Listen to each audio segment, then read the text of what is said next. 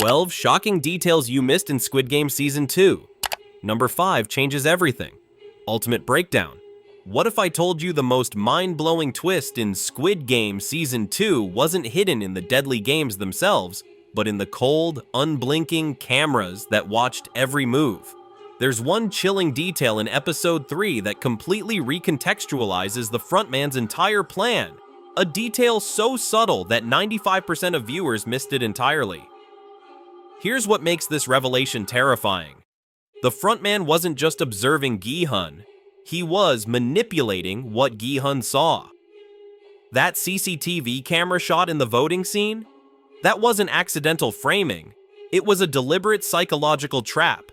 And once you understand why the frontman wanted Gi-hun to look directly into that lens, your entire perspective on Season 2 will flip upside down.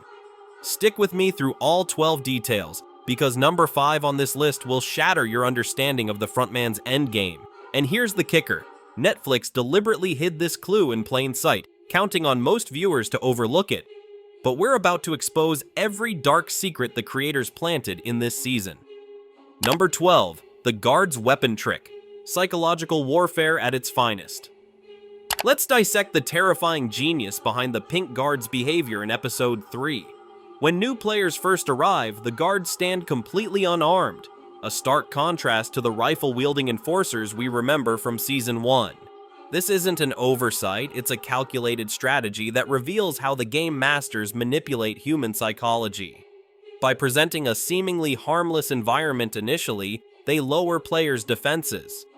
The moment red light, green light begins, the sudden appearance of weapons creates maximum psychological impact. This bait-and-switch tactic serves two purposes. It makes the first massacre more shocking, and it establishes absolute authority. The guards transform from passive observers to deadly enforcers in seconds, teaching players that any sense of safety is an illusion. This pattern continues throughout both seasons. The masks, the color coding, the delayed reveal of violence, all designed to break contestants methodically. Number 11. The frontman's suspicious save. A cold-blooded long game. The Mingle game scene contains one of the most calculated moves in the entire season. Watch how the frontman, disguised as Player 101, immediately grabs Gi-hun's friend Jung-jae when number 2 is called. He doesn't hesitate, he shoves another player out of the way and even executes someone to secure Jung-jae's safety. At first glance, this appears to be an act of camaraderie, but the horrifying truth emerges later. The frontman was preserving Jung-jae specifically to kill him in front of Gi-hun at the most devastating moment. This wasn't random cruelty, it was psychological warfare. By letting Gi-hun bond with Jung-jae, then ripping that connection away, the frontman demonstrated his complete control over both life and emotional torment. Number 10. Gi-hun's camera stare, a silent power struggle. When Gi-hun demands confirmation about the voting rule in Episode 2, notice how his eyes deliberately find and lock onto a specific CCTV camera. This isn't just dramatic framing, it's the first move in a psychological chess match between Gi-hun and the frontman. The camera angles confirm the frontman was monitoring Gi-hun's feed at that exact moment. This silent exchange establishes their cat-and-mouse dynamic for the entire season. Gi-hun's stare says, "I see your game," while the frontman's surveillance represents his unrelenting control. Number 9. Captain Park's button, the hidden betrayal. The police investigation subplot contains a blink and you'll miss it clue about Captain Park's true allegiance. When Jun-ho reveals they're tracking Gi-hun, watch Park's hands. His fingers subtly rotate a button on his sleeve. This isn't a nervous tick, it's a covert signal. This tiny action explains why the island remained unfound for 2 years despite active searching. Park wasn't helping the investigation, he was sabotaging it. Every time Jun-ho got close, Park would redirect the search. The button twisting reveals his communication method with the game organizers. When Jun-ho threatens to quit searching, Park's momentary panic confirms his duplicity. Without Jun-ho chasing false leads, the island might actually be discovered. Number 8. The Pink Guard's humanity, a disturbing mirror. Season 2 pulls back the curtain on the Pink Guards in ways that complicate our perception of them. Unlike Season 1's faceless enforcers, We now see their tired eyes through mask gaps, hear their nervous whispers, and witness their hesitation before shootings. This deliberate humanization serves a brilliant narrative purpose. It forces us to confront that these aren't born killers, but desperate people like the players. Some guards flinch at gunshots. Others exchange worried glances before executions. This moral ambiguity makes their compliance even more disturbing. They represent how ordinary people can become complicit in atrocities through fear, greed, or apathy. The show asks, is their economic desperation really an excuse for murder? Number 7. A son's betrayal, the price of greed. The heartbreaking character arc of the mother-son duo demonstrates how quickly money corrupts. During red light, green light, the son instinctively shields his mother, a beautiful moment of human instinct. But by the Mingle game, when survival means sacrificing others, he abandons her without hesitation. What makes this transformation especially tragic is his later regret, proving he wasn't inherently evil, just weak. Number 6. The frontman's unbroken gaze, the ultimate tell. In the pivotal scene where Gi-hun accuses the bosses upstairs of controlling everything, watch the frontman's reaction carefully. While every other player instinctively looks upward, the frontman's eyes remain locked forward. This subtle detail confirms his true role in the hierarchy. He doesn't look up because he doesn't need to. He's the one giving orders to the guards upstairs.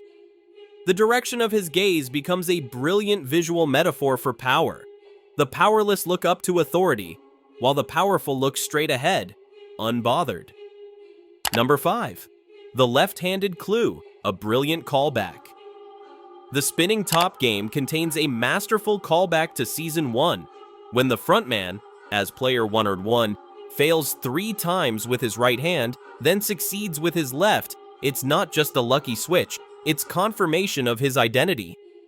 Devoted fans will remember Season 1's subtle hints that the frontman is left-handed. Watch how he handles weapons and tools. Number 4. VIPs versus frontman, the real monsters. Season 2 draws a fascinating contrast between the frontman and the VIPs. While the frontman shows occasional glimpses of respect for players who outsmart the games, the VIPs actively push for more carnage. Their demand to turn off the lights during the Glass Bridge game reveals their true nature.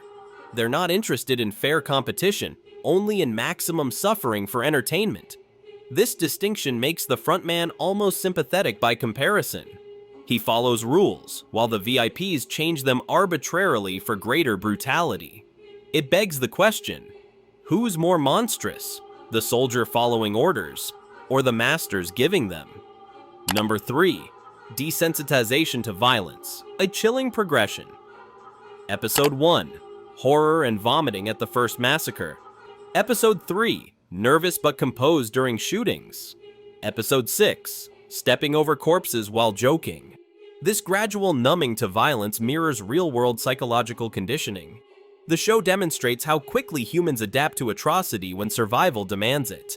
By the season's end, players don't just accept violence, they expect and strategize around it, showing how the game doesn't just kill people, it kills their humanity first. Number 2. Player 246's death, a potential fake-out?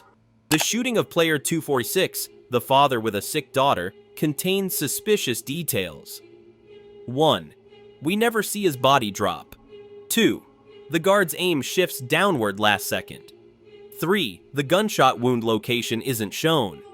Given what we know about organ harvesting from barely alive players, this could set up Nae-wool's secret rescue mission in Season 3. The deliberate ambiguity suggests his story isn't over. Number 1. Se-byuk and Na-wool connection, sister theory. The evidence for this theory is compelling. Both are North Korean defectors. Their names mean dawn and sunrise, common sibling naming conventions, similar facial features and resilience. If true, this would create a powerful narrative symmetry between seasons and deepen Na-wool's motivation. The frontman's endgame wasn't just about defeating Gi-hun, it was about proving a philosophical point. Every choice he gave players, every rule he bent, was designed to demonstrate that human nature can't be changed. When players kept volunteering to return despite the carnage, it validated his worldview. This sets up Season 3's central conflict, Ji-hun's belief in human goodness versus the frontman's cynicism. The final shot of Season 2, Gi-hun boarding the plane, suggests he's taking the battle global, potentially infiltrating the game as the frontman once did. Did you catch all these details on your first watch? Drop a comment debating the sister theory or any other observations. Smash that like button if you want more Squid Game breakdowns. Subscribe for our upcoming Season 3 predictions video. We've got exclusive theories you haven't heard anywhere else. And hit the bell so you don't miss when we expose the VIP's true identities. That left-handed clue at number 5, just wait until you see what else we've discovered about the frontman's backstory. The rabbit hole goes deeper than you think, and we'll be revealing all in next week's video. Stay sharp, players. The game isn't over yet.